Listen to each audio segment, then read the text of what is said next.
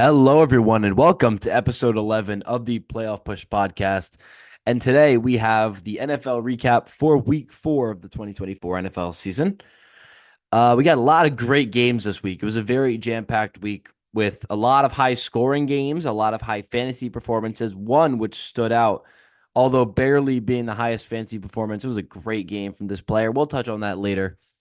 But welcome to week 4 of NFL recap. We start off on the Thursday night game. I was not touching any electronics on Thursday. I was on retreat, so I did not see this game live. I did see it afterwards, though. Cowboys beat the Giants 20-15. My Giants lose yet again. Very miserable game overall that honestly we should have won watching it back. Kind of embarrassing that we didn't. The running game was non-existent for the Giants. Devin Singletary, 14 carries, 24 yards. Jones, 4 carries, 3 yards. Tracy, 4 carries, 2 yards. Eric Gray, 1 carry, 1 yard. Just no gain in the rushing game at all. A total of 26 rushing yards among the entire New York Giants team. Just embarrassing. Jones wasn't too great either. 29 for 40, 281 yards, no touchdowns, and a pick.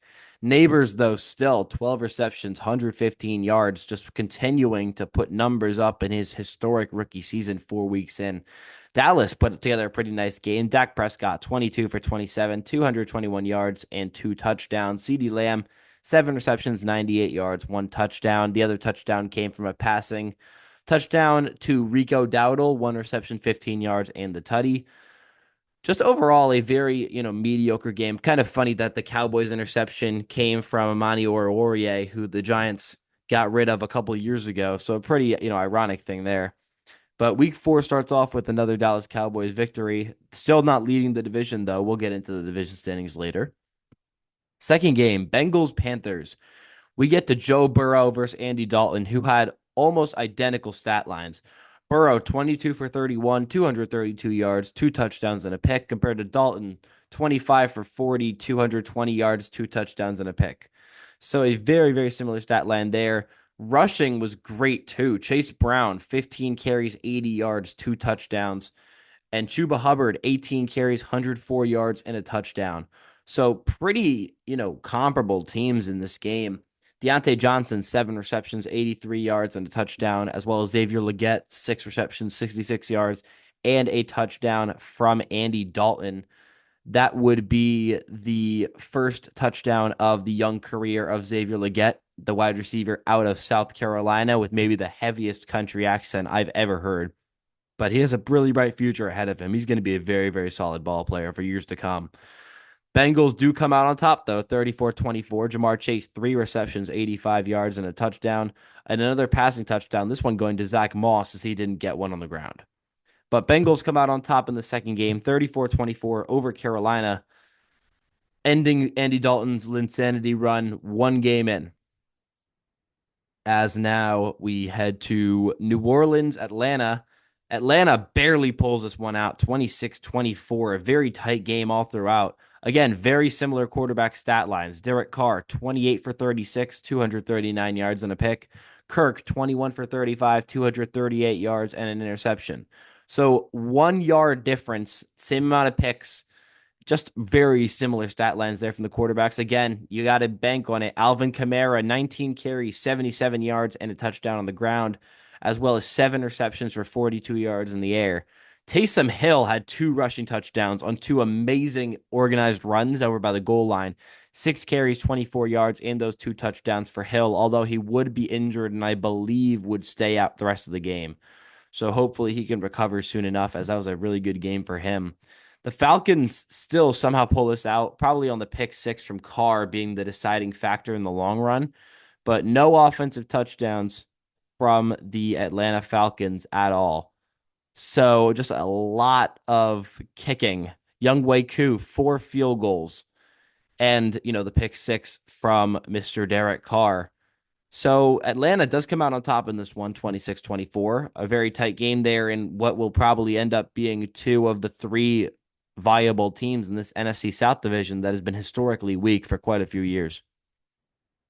Head over to Houston and Jacksonville. Jacksonville falls to 0-4 on the year as Houston comes out on top 24-20. CJ Stroud putting up an incredible line once again. 27 for 40, 345 yards, 2 touchdowns, no picks. T-Law doesn't necessarily screw up the game either. 18 completions, 33 attempts, 169 yards, 2 touchdowns, and no picks. This Jags rushing game is really interesting. Tank Bigsby, 7 carries, 90 yards. Etienne, 11 carries, 50 yards. So 140 total yards on the ground from their top 2 halfbacks. No rushing touchdowns and still fall to Houston. Two receiving touchdowns. One came from Brian Thomas. The other from Christian Kirk finally getting his flowers. Kirk, 7 receptions, 61 yards and a touchdown, while Thomas gets 6 receptions, 86 yards and a touchdown. Brenton Strange and the rest of the offense was very shut down the entire rest of the game. So it was really the Thomas and Kirk show when it comes to the passing game from T-Law. Nico Collins doing what he does best, which is ball. 12 receptions, 151 yards, and a touchdown through the air. Nico having a historic season already 4 weeks in. But when my dad said that he didn't think Nico was going to be that good out of the draft, he could not have been more wrong. Nico has, in terms of yardage, 117, 135, 86, and 151 to pair with 2 touchdowns this year. He's dropped ridiculous fantasy numbers, 17, 27, 12, and 33.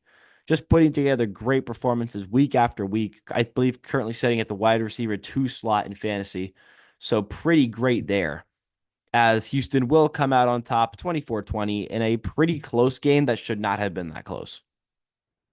Then we head over to maybe the worst game I've ever seen. Broncos-Jets, an absolute disaster of a game. Broncos come out on top 10-9 in the rain in MetLife. Just an embarrassment of a game. Bo Nix, 12 for 25, 60 yards passing. The winning quarterback had 60 yards passing in a game without snow. Let that sink through your head real quick. Anyway, 12 for 25, 60 yards and a passing touchdown. The first of his career to Courtland Sutton, who had 3 receptions for 60 yards.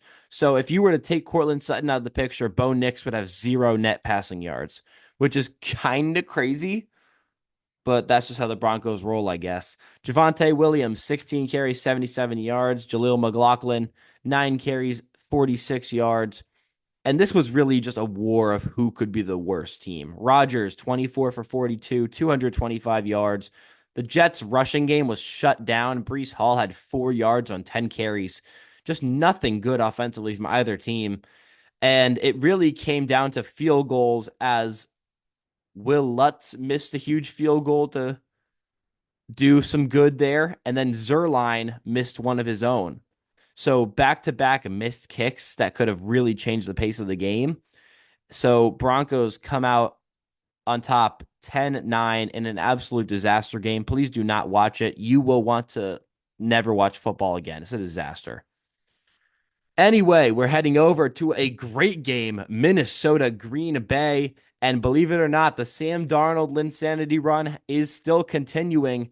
31-29 Vikings win over the now 2-2 Green Bay Packers. The Vikings will continue on their rampage and go to 4-0. Sam Darnold, 20 for 28, 275 yards, 3 touchdowns and a pick, compared to Jordan Love's 32 for 54 attempts, 389 yards, 4 touchdowns, and 3 picks. Jordan Love just airing the ball out whenever he gets a shot. 54 attempts is absolutely ridiculous, but it's nothing new for Jordan Love. He loves taking as many attempts as he can, showing it in this game. Aaron Jones, 22 carries, 93 yards, 4.2 in his return to Lambeau. Did another Lambeau leap after scoring his... Correct. No, my fault. He did not score. That was to end the game. But yes, he did do another Lambeau leap just to, commemorate his legendary career up there in Green Bay. The touchdowns were scored, 2 by Addison, 1 by Jefferson, and 1 by Josh Oliver. That makes much more sense. Addison recovering with such a huge game. 1 carry, 7 yards, 1 touchdown rushing, 3 receptions, 72 yards, 1 touchdown receiving. Jefferson, 6 receptions, 85 yards, and a touchdown through the air. And Josh Oliver gets his touchdown, 2 receptions, 10 yards, and 1 tutty. Byron Murphy gets a pick. Shaquille Griffin gets a pick. Camu Gruger Hill gets a pick.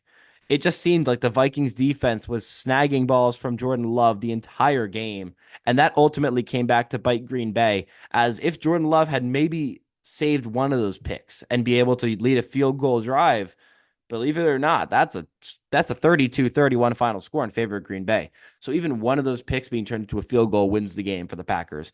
But unfortunately or fortunately, however you want to look at it, the Vikings continue. They head to 4-0 as Green Bay falls to 2-2. Back to another weird game, Pittsburgh and Indianapolis. The Colts come out on top 27-24, handing Pittsburgh their first loss of the year, despite Anthony Richardson, believe it or not, getting injured. He only threw 4 attempts, 3 of them completed for 71 yards before he got injured sliding. It was a hip injury, and he did not return to the game, was ruled out pretty quickly. So Joe Flacco had to come in and lead the charge. 16 for 26, 168 yards, and 2 touchdowns through the air, throwing dimes to Pittman, who finally had a solid game. 6 receptions, 113 yards. Josh Downs, 8 receptions, 82 yards, and a touchdown. Jonathan Taylor had a great game, 21 carries, 88 yards, 4.2 average, and a touchdown. Also added 3 receptions for 20 yards. And the other touchdown went to Andrew Ogletree, 1 reception, 15 yards, and the said touchdown. So the Colts putting up a pretty all right offensive game. But what it really came down to was Pittsburgh. This was the Justin Fields show. 22 completions, 34 attempts, 312 yards, and a touchdown, as well as 10 carries, 55 yards, 2 touchdowns on the ground. So Fields responsible for all 3 Pittsburgh touchdowns. Of course, Boswell responsible for the field goal. But all that Justin Fields hype just couldn't end up working. Pickens, 7 receptions, 113 yards. Freiermuth, 5 receptions, 57 yards, and a touchdown. But it still wasn't enough, as 3 touchdowns is not enough to beat Joe Flacco in 2024. We are now moving over to Rams-Bears, a game which I actually didn't think would be this good. DeAndre Swift starting out slow to begin the year. Believe it or not, both the leading receiver and rusher for the Bears in this game. Swift, 16 carries, 93 yards, and a touchdown on the ground, as well as 7 receptions, 72 yards in the air. Next up was Cole Kmet, 3 receptions, 34 yards. DJ Moore, 3 receptions, 22 yards. And another rushing touchdown went to Rashawn Johnson, 7 carries, 26 yards, and the touchdown. So a very dominant game from Caleb Williams, just being able to get the ball to Swift and being able to hand it off to Swift. So Caleb finally getting a good win with a lot of help from DeAndre Swift. Jaquan Brisker had an incredible pick. I love Penn State, and I love me some Brisker. So that was a great play to watch. Stafford slowly choked this game, 20 for 29, 224 yards, and a pick. Kyren did his thing on the ground, averaging 5 per carry with a touchdown. But it really was a very slow offensive game from the Rams. Never really got anything going and just failed to compete, as you can tell from losing to the Bears. That's about all you need to know. But the Bears come out on top in that one, 24-18.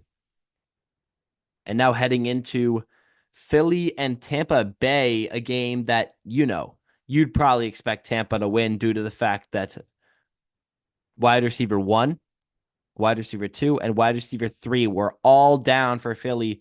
Brown, Smith, and Dotson was out for the majority of the game as well. Were gone for Philadelphia. Tampa takes it 33-16. Baker Mayfield putting up another stellar line, 30 for 47, 347 yards, 2 touchdowns, no picks, as well as 2 rushing touchdowns, one from Bucky Irving and one from the rush master Baker Mayfield himself.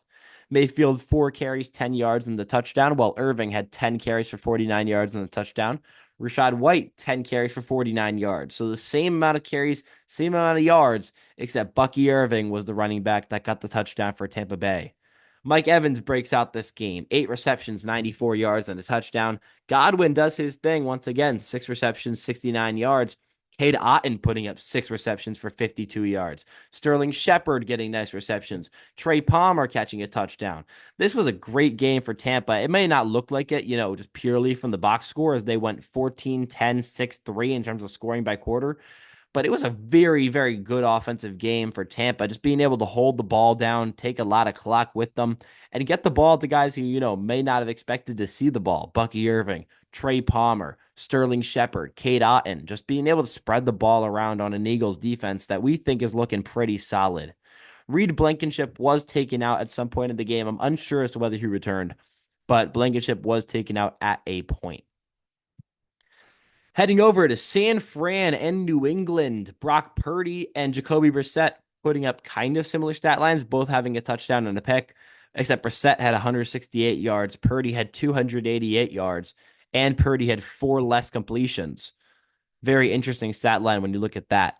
Neither rushing game, I take that back. The Patriots rushing game was horrendous.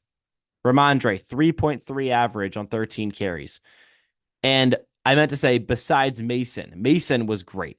24 carries, 123 yards, and a touchdown. Jordan Mason's really taken over this McCaffrey role. And now with it being revealed that McCaffrey has, I believe, Achilles tendonitis in both legs, means he will be out for a while. So it's looking like this is Jordan Mason's team for a good bit. And the ball was spread around amazingly on the receiving core. 3 receptions for Jennings, 3 receptions for Debo, 2 for Ayuk, 4 for Kittle, all of them getting over 40 yards. 88 for Jennings, 58 for Samuel, 48 for Ayuk, 45 for Kittle. Kittle catching the receiving touchdown from Purdy. And just spreading the ball around, which is very good to see from this Niners offense, knowing how many weapons they have and just being able to make anything work is great to see. The 1 touchdown from Brissett did go to Austin Hooper. No one really cares. Patriots aren't great, and that's that. So San Fran does win that one 30-13. Heading over to the Jayden Daniels show. This man is unreal. I drafted this dude late in my fantasy league, and I was just hoping that he'd be a solid backup quarterback. Now he's quarterback 3, and I'm starting him over my original starting quarterback in Anthony Richardson as he's been playing garbage, and he's hurt now. Daniels, 26 for 30, 233 yards, a touchdown and a pick, as well as 8 carries for 47 yards and a touchdown on the ground. And believe it or not, that was only one of 4 rushing touchdowns for the Commanders in this game. Brian Robinson, 21 carries, 101 yards, and a touchdown. And Jeremy McNichols, 8 carries, 68 yards, 2 touchdowns. McNichols has come out of nowhere. Just came right onto the scene to dominate here in this Washington offense. He's just been able to put the ball in the end zone, only having 3 seasons in his career over 50 rushing yards, 2020 with Tennessee, 2021 with Tennessee, and now with this Washington season. Just a guy who you don't expect to make anything happen comes out and makes stuff happen. So 4 rushing touchdowns and a passing touchdown in this game. That 1 passing touchdown was to McLaurin, 7 receptions, 52 yards, and the touchdown. Olamide Zaccheaus, 6 receptions, 85 yards, an average of 14.2 per catch. And Kyler was pretty silenced the whole game. 16 for 22, 142 yards and a touchdown, no picks through the air. Marvin Harrison, 5 receptions, 45 yards, and the touchdown from Kyler. James Conner, 18 carries, 104 yards, and a touchdown on the ground. So when you look at the stats, it doesn't look like an awful performance from Arizona, but it really was. They were not able to get the ball where they needed to. They were able to get it, in that 50-yard line to 20-yard line range, but we're just never able to make anything happen at all. Matt Prater didn't even get a shot to kick a field goal, so not too great there for Arizona. But I still have faith in them. I still think they can be a pretty all right team if they just work together. Marvin Harrison's too good of a player to not give them any shot. KC and the Chargers, you would guess it if you had your eyes closed. Kansas City moves up to 4-0 with a 17-10 win. But the big issue here is Patrick Mahomes tearing Rashee Rice's ACL. You heard me right. Look at the clip or don't. I would not blame you either way. But Rashee Rice is now rumored to be out for the year with a torn ACL, which is absolutely brutal. The clear number 1 wide receiver in that Chiefs offense. Now the ball will be handed to Xavier Worthy much more often, who had 3 receptions, 73 yards, and a touchdown on an absolute deep bomb over the middle from Mahomes. A gorgeous ball that Worthy was just able to get his hands under, slide into the end zone. Just a great catch overall. Kelsey finally had a solid game. 7 receptions, 89 yards. The leading rusher was Kareem Hunt. I know, crazy, right? Anyway, Samaje Perine, 5 carries, 14 yards, and a touchdown on the ground. So overall, a pretty mediocre offensive game from Patrick Mahomes, still being able to take the win. The one receiving touchdown from Justin Herbert came from Ladd McConkey, 5 receptions, 67 yards, and the touchdown. Other than that, the Chargers' offense was silenced. Ladd McConkey was the only upside there. Chiefs come out on top, 17-10. Hopping into another game, Cleveland and Vegas. Vegas comes out on top 20-16 over Deshaun Watson's disaster class yet again. 24 for 32, 176 yards, a touchdown, and a pick. Just not being able to get the offense going. You know it's bad when you have one passing touchdown, and that passing touchdown is to a dude named Blake Whiteheart. That's how you know you're running really low on your offense and when you're letting Gardner Minshew beat you without a single passing touchdown. A lot of rushers here for Vegas. They had 7 different players rush the ball in this week. Alexander Mattison, Zamir White, DJ Turner, tight end Brock Bowers, Tyreek McAllister, Trey Tucker, and Gardner Minshew all getting at least 1 carry in this game. Zamir getting 17, Mattison getting 5, McAllister getting 2, Minshew getting 2, everyone else getting 1 carry. It wasn't even bad. Brock Bowers, rookie tight end, getting 12 yards on his 1 carry. Not even awful, if I'm being quite honest with you. But this game was a disaster. Don't watch it ever. Don't subject yourself to that. It should be used as psychological torture. Um, Next game, and here's where it gets fun. Baltimore beats Buffalo 35-10. This is what happens when Buffalo finally plays a great contender. Lamar 13 for 18, 156 yards, and 2 touchdowns. They even threw Josh Johnson in there because why not? 1 completion, 1 attempt, 1 yard. That's all you need from your backup journeyman quarterback. But this game was the Derrick Henry show. 24 carries, 199 yards, and a rushing touchdown. 3 receptions, 10 yards, and a receiving touchdown, as well as the 3rd longest rushing touchdown of Henry's career. I believe an 86-yard rush to score. So the Derrick Henry game, I needed him to clutch up for me in one of my fantasy leagues, and boy, did he ever. Depending on your league, he could drop anywhere from 30 to 50 in this week. So that's up to your league's rules. But wow, what a week it was from Derrick Henry. Josh Allen was relatively shut down. 6 for 29, 180 yards, nothing else. They threw Mitch Trubisky in for a minute. Running game was shut down. They had 1 rushing touchdown. It was from 1 carry for 3 yards from Ty Johnson. James Cook had 9 carries for 39 yards, and that was it. 1 reception for 9 yards too. Cook, who had a huge dominant week a couple weeks ago, was absolutely sliced and diced from the neck. Baltimore's defense not letting anything up. Khalil Shakir, 4 receptions, 62 yards. Keon Coleman, 3 receptions, 51 yards. Kincaid, 5 receptions, 47 yards. Still never able to get anything going. Buffalo falls to Baltimore. And we are currently still in both of the Monday night games. Tennessee is currently up 19-6 on Miami. Mason Rudolph is now playing quarterback for Tennessee. So that's great. 9 for 15, 85 yards so far. I assume Levis was benched after the pick. I'm not actually watching the game as I'm recording this episode. So I believe that Levis was probably benched for Rudolph. Pollard, 14 carries, 77 yards. Tyjae Spears, 12 carries, 36 yards, and a rushing touchdown. Nuke kept relatively in check. 2 receptions, 31 yards. Same stat line as Tyler Boyd. And Miami is a disaster. I don't need to tell you that. You know that. We're not even going to talk about it.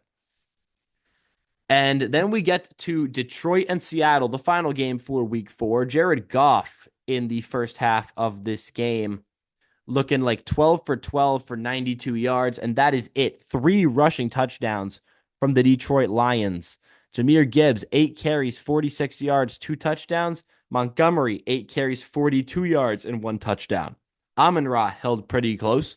5 receptions, 37 yards. Laporta, 3 receptions, 23 yards. That's really it. Another boring game. Geno Smith, 20 for 28, 185 yards. Kenny Walker with a rushing touchdown. But again, just a very boring game so far. The Lions are running the ball down the Seahawks' throats, and that's about all there is to it. So those are your recaps for your NFL Week 4 performances. Now it's time to get into the fantasy performances. I know, everyone's favorite segment. as we get to the top 10 players from this week. Jordan Mason just barely misses the cut at 24 points flat. Jaden Daniels slightly beats him out for the 10 spot at 24.02.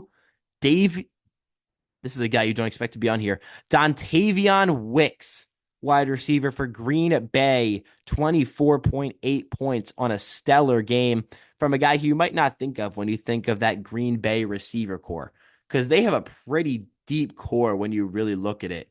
They have, guys such as Christian Watson, who's currently hurt, but we all know he's a great, great ball player. And then we head over to some other receivers they got. Jaden Reed, Romeo Doubs, Luke Musgrave, who's their tight end, but I know. They have so many guys, and the one guy that dominated this week was Dontavian Wicks. I didn't even tell you his stat line. 5 receptions, 78 yards, and 2 touchdowns through the air. So he slides in at the 9. The 8 spot, you guessed it, Alvin Kamara, 24.9. The 7th slot, another Green Bay guy, Jaden Reed. I said Jalen Reed. I don't know why I keep saying Jalen Reed. 27.1 fantasy points there. And would you believe it or not? Jordan Love in the 6th. 3 Green Bay players, 9, 7, and 6 in the fantasy rankings this week. Love coming in at 28.16. The 5 slot goes to Baker Mayfield. 28.88 fantasy points for Baker Mayfield. The 4 is DeAndre Swift coming in at 29.5. Fields scores 31.98 for Justin Fields in the 3 slot. Number 2 is Nico Collins at 33.1. You guessed who the 1 slot is. It's Derrick Henry coming in at 35.9 fantasy points in standard PPR on ESPN. And that is what we're looking at for week 4 of this NFL season. Just a great week overall. A few duds, as the Broncos game was a disaster and the Raiders game was a disaster, but a lot of really great games. That Baltimore game was still super fun despite it being a blowout. I would watch that Green Bay Minnesota game over and over and over again if I could. Oh, absolutely amazing game. And we will see how these 2 Monday night games close out. Got a great episode for you tomorrow with MLB legend Mr. Curtis Granderson. So you will see that tomorrow morning, Wednesday morning, 5 a.m. Eastern. And that's going to be it for this NFL recap, week 4 of the 2024 NFL season. I would like to thank you all for the support and thank you for listening once again. Make sure to share the podcast, get the word out there. Playoff Push Podcast on the come up. Thank you all for listening and have a great rest of your day.